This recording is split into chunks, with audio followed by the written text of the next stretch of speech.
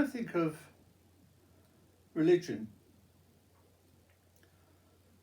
I can't help but think of the obsequious nature of the followers.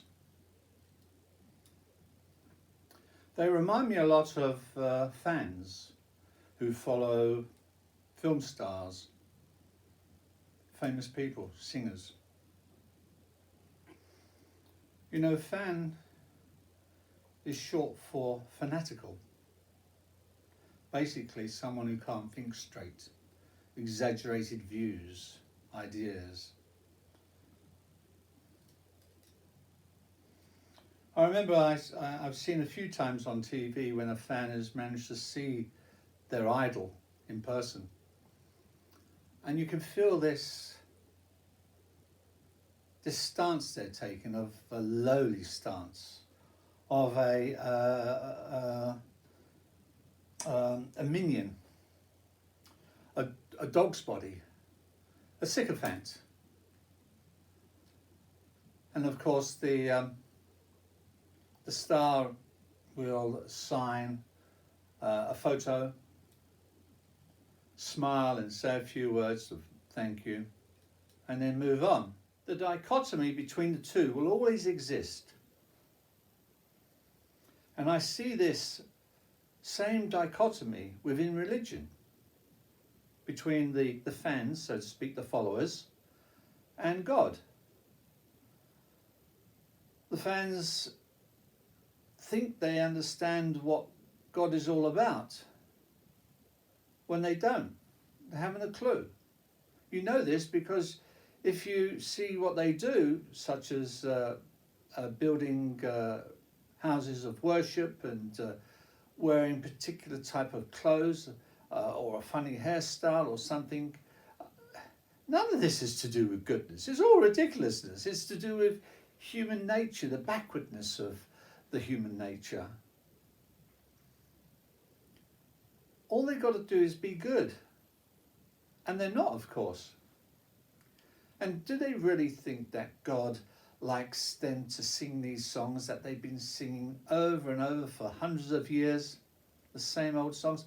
I'm sure God's like me. He likes people such as Rihanna. Pop songs. Maybe heavy metal. I like heavy metal. Heavy rock. No, it's nonsense. And no doubt God is a young man, a very good-looking man. He wears a suit, or maybe he wears a pair of jeans, I don't know. But he will look smart, the chances are, and be clean and tidy, the chances are. What do you do to impress a rich person? Well, I guess you do what I do. When I've got a few acquaintances who are extremely wealthy, you just behave normal to them as a friend. You might go and have dinner somewhere, or maybe cook a meal and invite them around for dinner. Anything, go to the park together. Just do normal things. But you'll find that these religious people, they don't see it that way. They see God as something which is beyond them, as ephemeral, not really existing, I guess. But you know that the difference between the two the gap can never be shortened.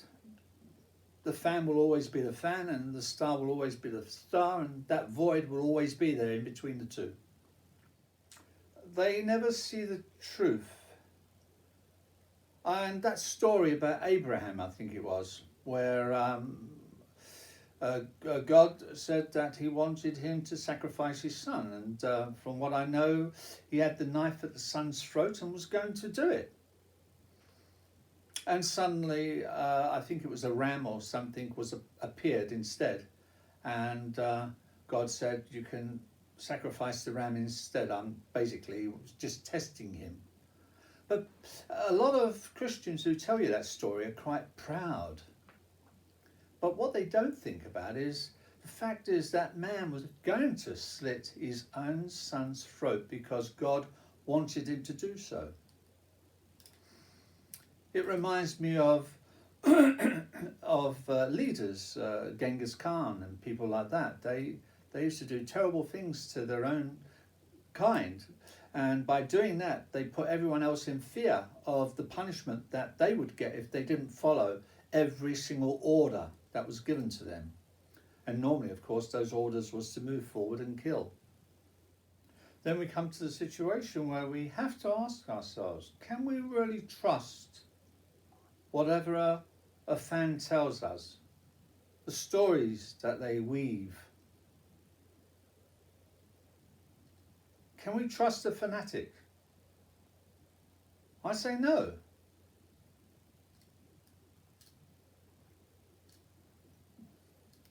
Their stories are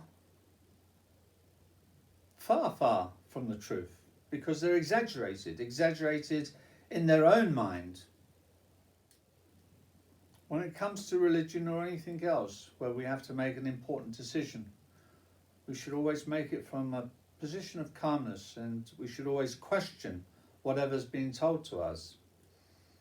And if possible, take the story further than what they've told us, just as I have with the killing of the son. No one ever said, just think he was going to slit his own son's throat. What sort of person would ask another person to do such a thing? And what sort of person would agree to do such a thing in the first place? Would you agree? Well, from what religion is saying, you would. If you knew that it was in the book that you had to kill the firstborn, the son, or the firstborn son, you had to sacrifice to God, people would be doing it today if it was in the book. Because religious people always told me, it's in the book. God says it so. And why are they prepared to commit such evilness, these people? From what I can see, it's a selfish reason. It's to get the reward of this heaven that they believe so much in. They're not doing it for any other reason but for gain, for their own personal gain. Now, of course, religious people always tell you that, they approach you with love at first. They say, God loves you and wants you to become part of our religious society. And then if you poo-poo that idea, they then will threaten you and say, well, if you don't, you are going to hell, you know. But if God came to me and said, look, here is a hammer, I want you to go across the road and smash that person's brain in over there, I'd tell him no. You've got to be joking, no. And he would say to me, if you don't, you're going to hell forever. What do you think I would say? Yes? No, I'd say. It's easy to say no. It might be difficult to suffer hell afterwards forever, but at least I said no. And I'm not especially a good person. But yeah, I wouldn't do such a thing. Would you? The moment you say to yourself, I'm going to do this for God, then you've lost the plot. You're basically following your own instincts.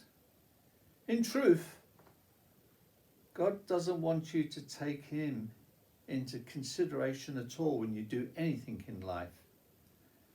He would prefer it if you ignore the fact that he exists.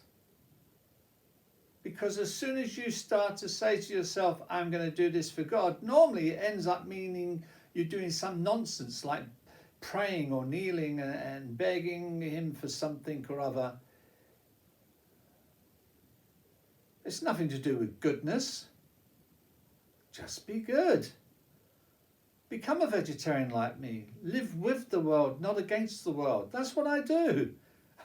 It's a simple thing to do. I'm nothing special. If I can do it, anyone can do it. Don't destroy the world. Don't be greedy. You know, you won't find righteousness in law in laws that we make. The laws that we make are really made by people who come from a religious background. And most people, when they think this is wrong, that is right, they don't realize that the right and wrong that they see actually comes from religion, comes from the laws that we've been brought up with, the sayings that we've been used to hearing. It's controlled our thoughts. So try and think for yourself in future.